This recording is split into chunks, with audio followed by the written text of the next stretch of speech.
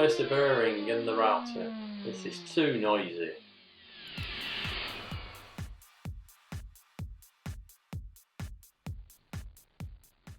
I remove the end cap.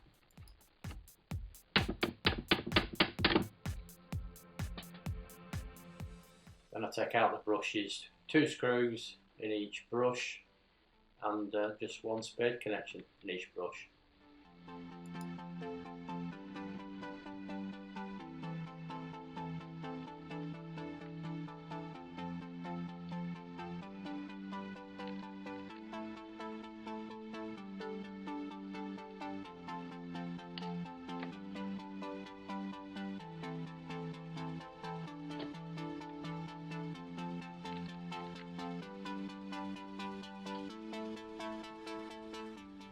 I also mark one of the brushes and the side of the body, so I'll replace them in the same place.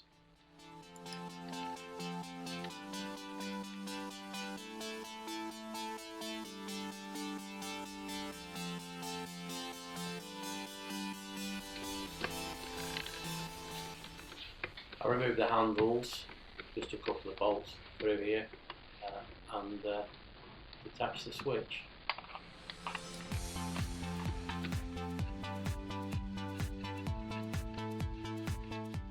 A little bit of persuasion required here.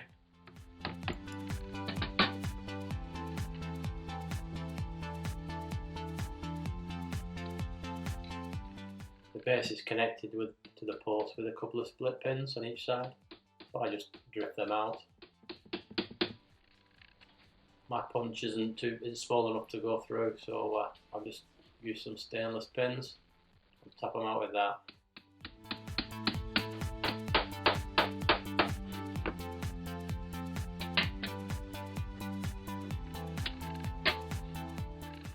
The spring just pops out once you take the pins out.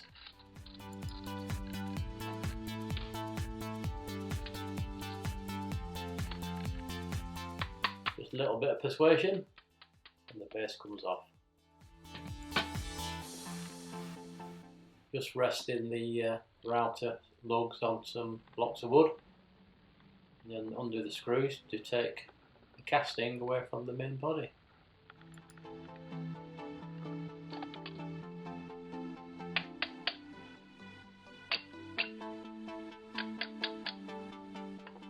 Bit more use with the persuader, and the armature in the casting comes out quite easy.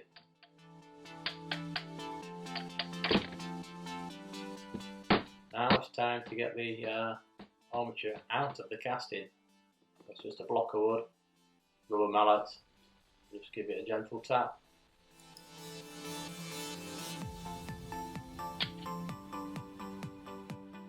The bearing's held in with a keeper plate, so it's just 3 screws. The bearing just slips out. The bearing is relatively clean, but it's a bit lumpy when it runs. I get the new bearing out of the package. I've got this from a company called Simply Bearings online. It's a high-speed bearing, cost about £8. Definitely runs a lot smoother than the one that I just took out. So let's get it installed. Reverse the process.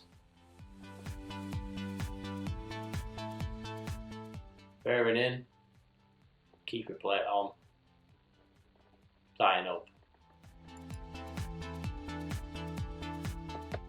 Place the armature into the bearing, a few gentle taps, and it's seated. Once I can locate the spindle lock, then in my world that is seated.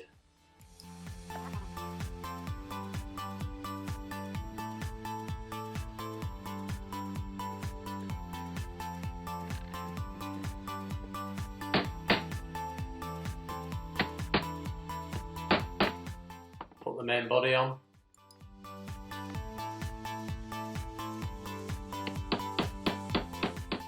Refit the slide, drive in the split pins.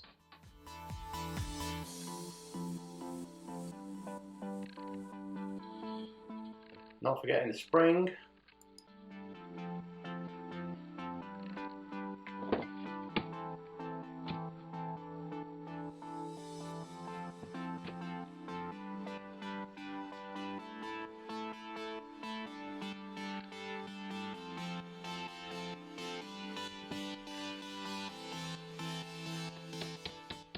Then pin the other slide.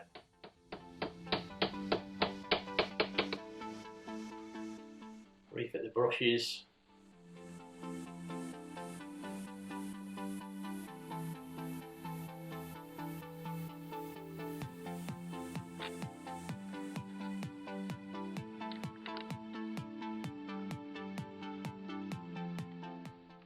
Then put the end cap on.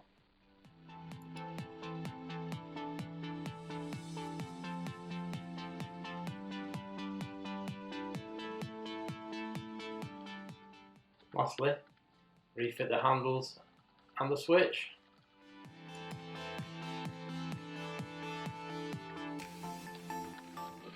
Well, it's test time.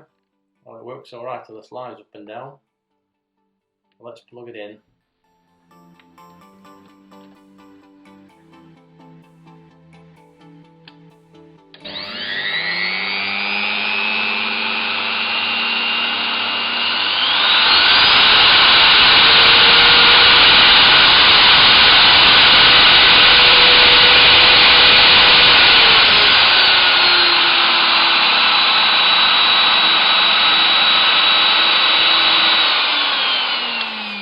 I think that's an improvement. I'll refit it back into the table and we'll give it a test.